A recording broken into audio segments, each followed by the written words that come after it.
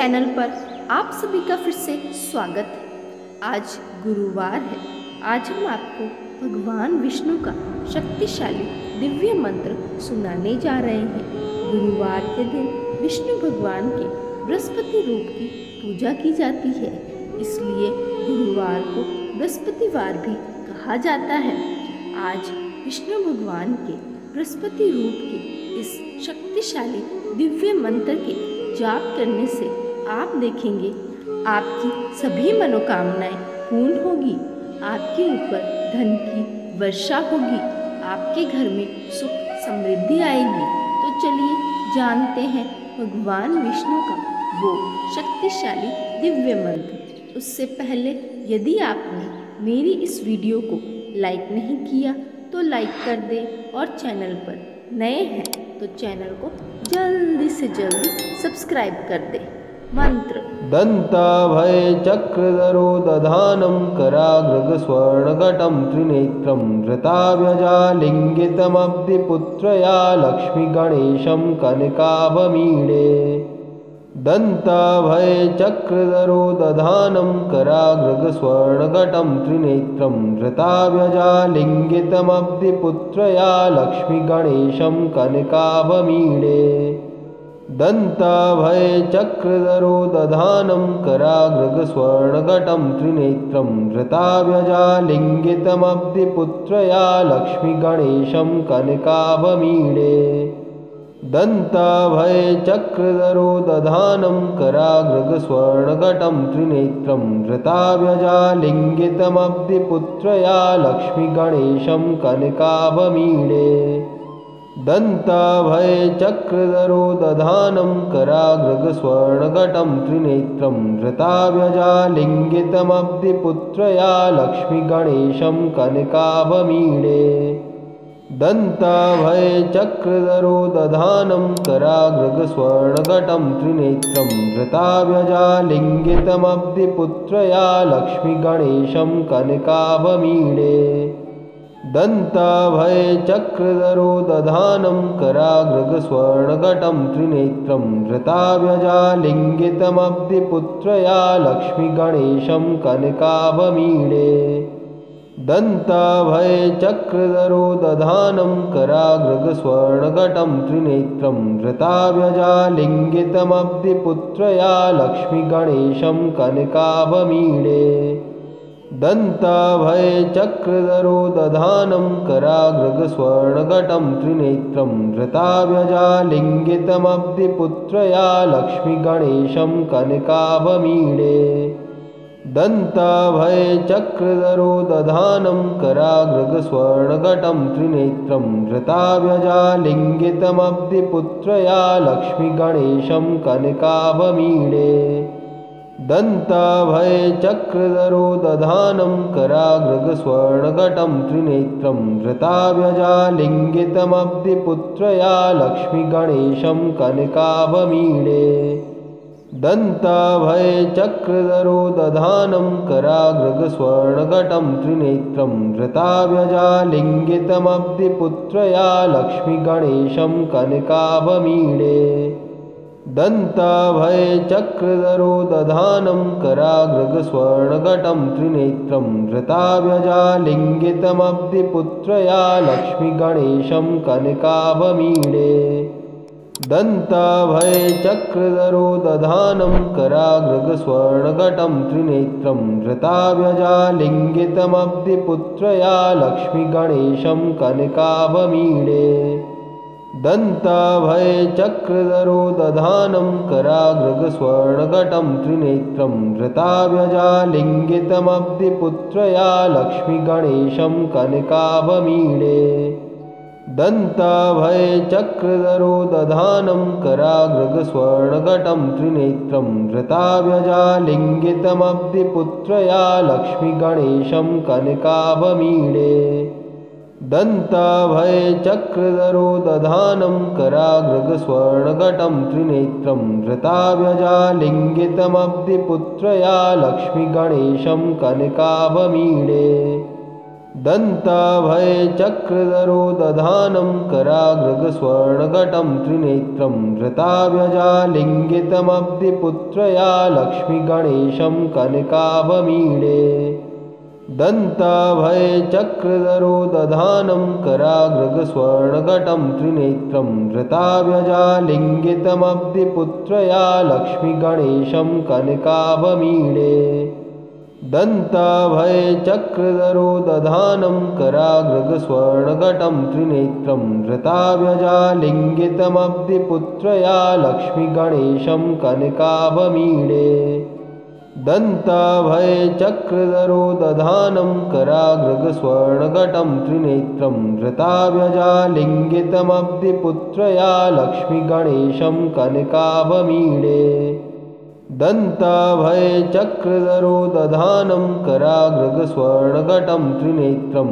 धृताव्यजालिङ्गितमब्धिपुत्रया लक्ष्मीगणेशं कनकाभमीडे दन्ताभयचक्रधरो दधानं कराग्रगस्वर्णघटं त्रिनेत्रं धृताव्यजालिङ्गितमब्धिपुत्रया लक्ष्मीगणेशं कनकाभमीडे दन्ताभयचक्रधरो दधानं कराग्रगस्वर्णघटं त्रिनेत्रं धृताव्यजालिङ्गितमब्धिपुत्रया लक्ष्मीगणेशं कनकाभमीडे दन्ताभयचक्रधरो दधानं कराग्रगस्वर्णघटं त्रिनेत्रं धृताव्यजालिङ्गितमब्धिपुत्रया लक्ष्मीगणेशं कनकाभमीडे दन्ताभयचक्रधरो दधानं कराग्रगस्वर्णघटं त्रिनेत्रं धृताव्यजालिङ्गितमब्धिपुत्रया लक्ष्मीगणेशं कनकाभमीडे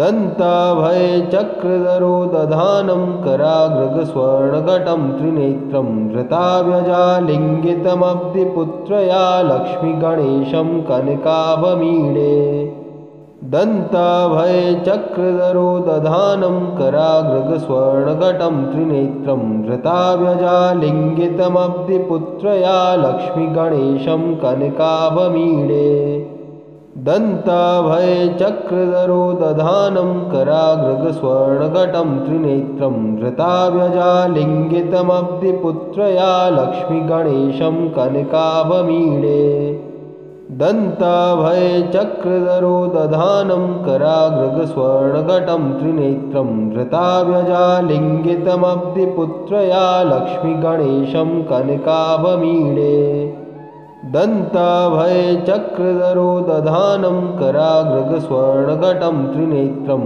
धृताव्यजालिङ्गितमब्धिपुत्रया लक्ष्मीगणेशं कनकाभमीडे दन्ताभयचक्रधरो दधानं कराग्रगस्वर्णघटं त्रिनेत्रं धृताव्यजालिङ्गितमब्धिपुत्रया लक्ष्मीगणेशं कनकाभमीडे दन्ताभयचक्रधरो दधानं कराग्रगस्वर्णघटं त्रिनेत्रं धृताव्यजालिङ्गितमब्धिपुत्रया लक्ष्मीगणेशं कनकाभमीडे दन्ताभयचक्रधरो दधानं कराग्रगस्वर्णघटं त्रिनेत्रं धृताव्यजालिङ्गितमब्धिपुत्रया लक्ष्मीगणेशं कनकाभमीडे दन्ताभयचक्रधरो दधानं कराग्रगस्वर्णघटं त्रिनेत्रं धृताव्यजालिङ्गितमब्धिपुत्रया लक्ष्मीगणेशं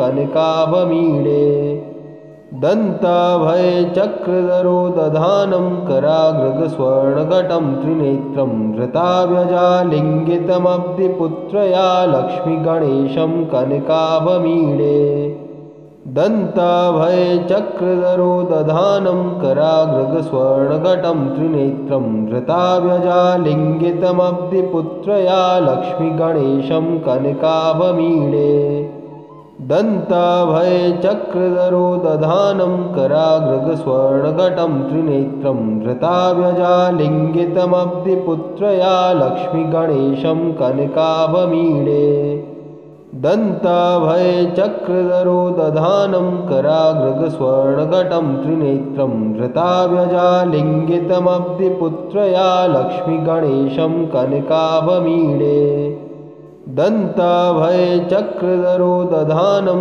कराग्रगस्वर्णघटं त्रिनेत्रं धृताव्यजालिङ्गितमब्धिपुत्रया लक्ष्मीगणेशं कनकाभमीडे दन्ताभयचक्रधरो दधानं कराग्रगस्वर्णघटं त्रिनेत्रं धृताव्यजालिङ्गितमब्धिपुत्रया लक्ष्मीगणेशं कनकाभमीडे दन्ताभयचक्रधरो दधानं कराग्रगस्वर्णघटं त्रिनेत्रं धृताव्यजालिङ्गितमब्धिपुत्रया लक्ष्मीगणेशं कनकाभमीडे दन्ताभयचक्रधरो दधानं कराग्रगस्वर्णघटं त्रिनेत्रं धृताव्यजालिङ्गितमब्धिपुत्रया लक्ष्मीगणेशं कनकाभमीडे दन्ताभयचक्रधरो दधानं कराग्रगस्वर्णघटं त्रिनेत्रं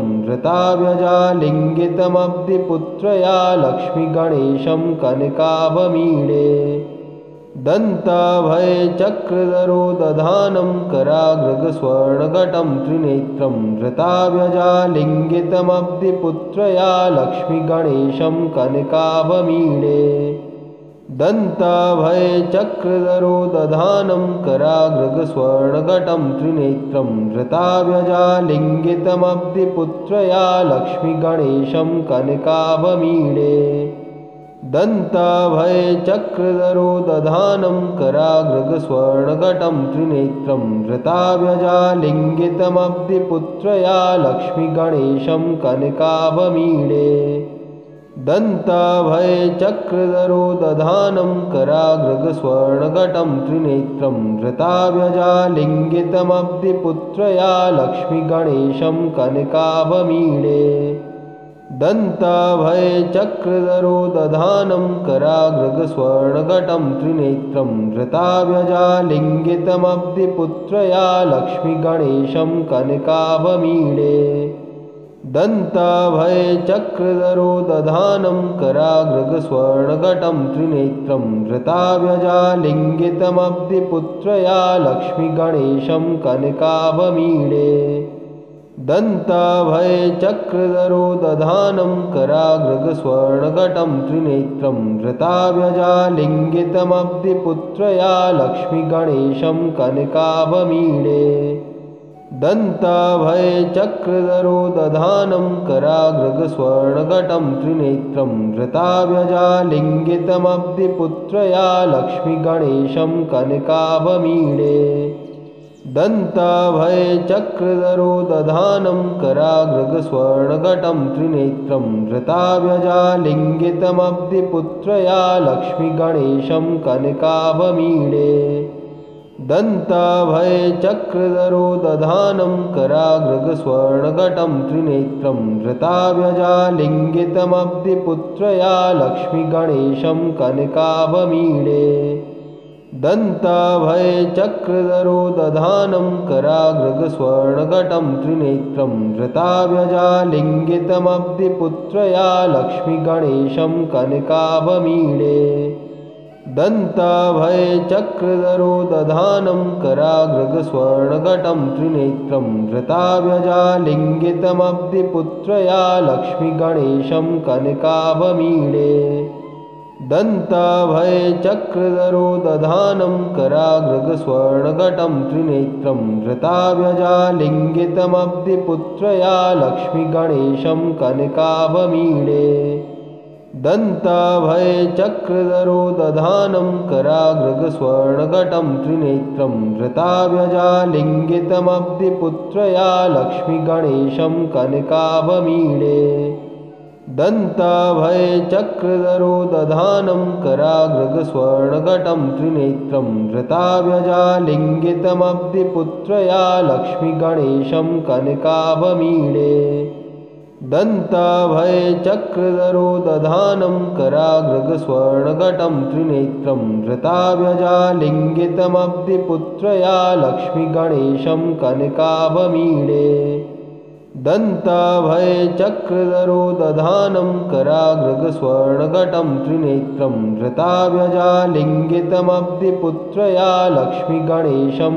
कनकाभमीडे दन्ताभयचक्रधरो दधानं कराग्रगस्वर्णघटं त्रिनेत्रं धृताव्यजालिङ्गितमब्धिपुत्रया लक्ष्मीगणेशं कनकाभमीडे दन्ताभयचक्रधरो दधानं कराग्रगस्वर्णघटं त्रिनेत्रं धृताव्यजालिङ्गितमब्धिपुत्रया लक्ष्मीगणेशं कनकाभमीडे दन्ताभयचक्रधरो दधानं कराग्रगस्वर्णघटं त्रिनेत्रं धृताव्यजालिङ्गितमब्धिपुत्रया लक्ष्मीगणेशं कनकाभमीडे दन्ताभयचक्रधरो दधानं कराग्रगस्वर्णघटं त्रिनेत्रं धृताव्यजालिङ्गितमब्धिपुत्रया लक्ष्मीगणेशं कनकाभमीडे दन्ताभयचक्रधरो दधानं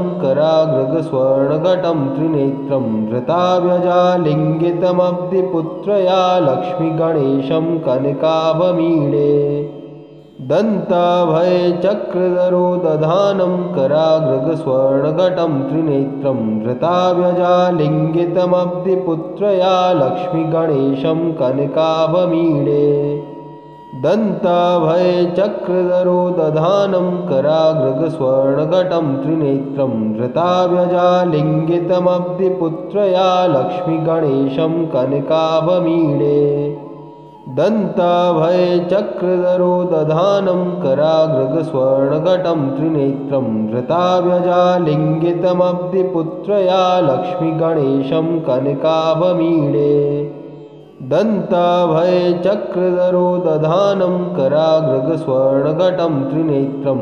धृताव्यजालिङ्गितमब्धिपुत्रया लक्ष्मीगणेशं कनकाभमीडे दन्ताभयचक्रधरो दधानं कराग्रगस्वर्णघटं त्रिनेत्रं धृताव्यजालिङ्गितमब्धिपुत्रया लक्ष्मीगणेशं कनकाभमीडे दन्ताभयचक्रधरो दधानं कराग्रगस्वर्णघटं त्रिनेत्रं धृताव्यजालिङ्गितमब्धिपुत्रया लक्ष्मीगणेशं कनकाभमीडे दन्ताभयचक्रधरो दधानं कराग्रगस्वर्णघटं त्रिनेत्रं धृताव्यजालिङ्गितमब्धिपुत्रया लक्ष्मीगणेशं कनकाभमीडे दन्ताभयचक्रधरो दधानं कराग्रगस्वर्णघटं त्रिनेत्रं धृताव्यजालिङ्गितमब्धिपुत्रया लक्ष्मीगणेशं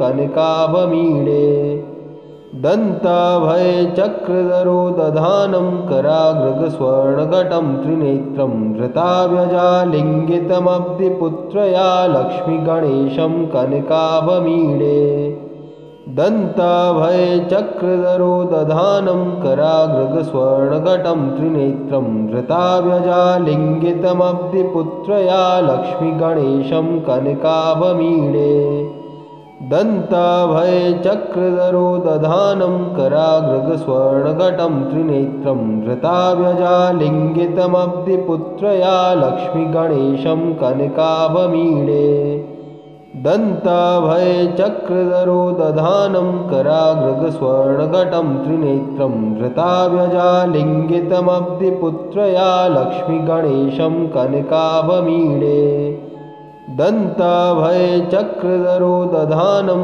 कराग्रगस्वर्णघटं त्रिनेत्रं धृताव्यजालिङ्गितमब्धिपुत्रया लक्ष्मीगणेशं कनकाभमीडे दन्ताभयचक्रधरो दधानं कराग्रगस्वर्णघटं त्रिनेत्रं धृताव्यजालिङ्गितमब्धिपुत्रया लक्ष्मीगणेशं कनकाभमीडे दन्ताभयचक्रधरो दधानं कराग्रगस्वर्णघटं त्रिनेत्रं धृताव्यजालिङ्गितमब्धिपुत्रया लक्ष्मीगणेशं कनकाभमीडे दन्ताभयचक्रधरो दधानं कराग्रगस्वर्णघटं त्रिनेत्रं धृताव्यजालिङ्गितमब्धिपुत्रया लक्ष्मीगणेशं कनकाभमीडे दन्ताभयचक्रधरो दधानं कराग्रगस्वर्णघटं त्रिनेत्रं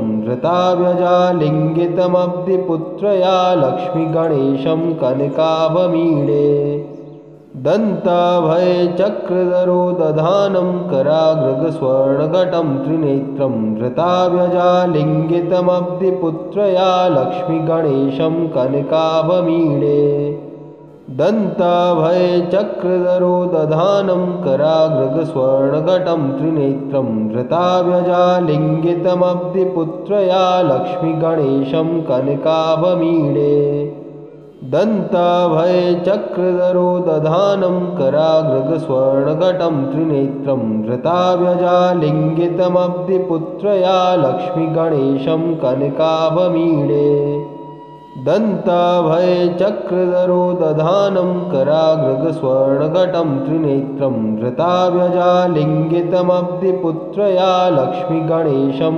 कनकाभमीडे दन्ताभयचक्रधरो दधानं कराग्रगस्वर्णघटं त्रिनेत्रं धृताव्यजालिङ्गितमब्धिपुत्रया लक्ष्मीगणेशं कनकाभमीडे दन्ताभयचक्रधरो दधानं कराग्रगस्वर्णघटं त्रिनेत्रं धृताव्यजालिङ्गितमब्धिपुत्रया लक्ष्मीगणेशं कनकाभमीडे दन्ताभयचक्रधरो दधानं कराग्रगस्वर्णघटं त्रिनेत्रं धृताव्यजालिङ्गितमब्धिपुत्रया लक्ष्मीगणेशं कनकाभमीडे दन्ताभयचक्रधरो दधानं कराग्रगस्वर्णघटं त्रिनेत्रं धृताव्यजालिङ्गितमब्धिपुत्रया लक्ष्मीगणेशं कनकाभमीडे दन्ताभयचक्रधरो दधानं